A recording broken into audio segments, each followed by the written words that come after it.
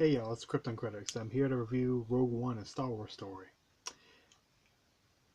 This film, okay, first of all, this is going to be a spoiler review. Uh, Now, this film is automatically the best prequel film. I think a lot of us can agree on that. Not to say that prequels are the worst films ever, but this is much better. This is very high quality. Um, this film, has a lot of tension, has a lot of good jokes, great acting. Uh, Action you know is amazingly shot. There's a is a very large scope feeling film. I think part of that is because the this director also directed the 2014 film Godzilla. Now, this film does a great job in connecting episode 3 and episode 4. More of episode 4, uh, I guess you could technically call this part a spoil, but this movie takes place the week before and the second before, well, maybe a few minutes before New Hope starts, where we have the first panning shot of the big Imperial ship. Um, but there's so many great scenes in this film. Now, one thing to keep in mind is uh, you may not want to get too attached to some of the new characters because all of these niggas get stretched. I'm, they straight up, you know, laser, basically Hiroshima all these bastards and they're dead. Few of them die beforehand, and it's extremely emotional. It might get you, um, but it definitely hits. So if you get really attached to these characters and you don't want to see them die, you may not want to buy the Funko Pop figures of all of them. Just in case if you like, no, they're dead. I can't. This is wrong.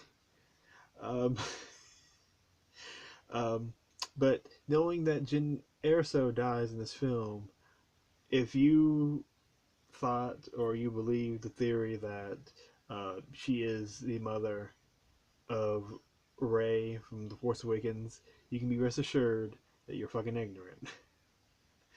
um, Now, Disney really stretches their legs with their special effects by CGI creating Leia basically from scratch, and for Tarkin, they got this British guy that looked a little bit like him, and they just put the face that they have based off the footage that they have from New Hope, which it's mind blowing how far we've come with that type of technology.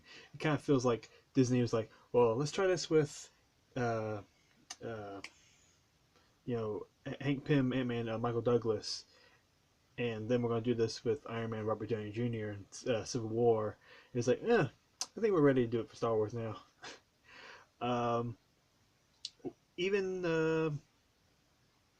there's so much good chemistry in the film. Uh, Cassian helps show the darkness of the rebellion that is not squeaky clean. We have Bail Organa who helps connect 3 and 4 in the episodic films.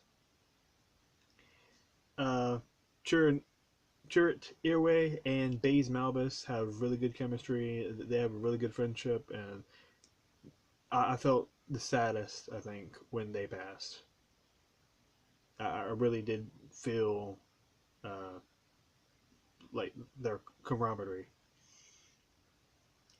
Um, but yeah, just so many great scenes. At one point, I felt like my body was trembling because I was so excited to see what was going on. It really is a movie that shines. Um, but let's talk about the blackest brother in the galaxy, a Nubian god. If you don't get that reference, you should watch Chasing Amy. Darth Vader. Darth Vader, he is a total badass in this film. In the point where I almost cried seeing, you know, limited dialogue with words he chooses. He even uses a pun that is really smart. A lot of people I don't feel will get it. Um, but yeah, he wrecks havoc. You know, he no fucks given. Uh, but overall, man, I will give this movie an A-. I recommend it to any Star Wars fan.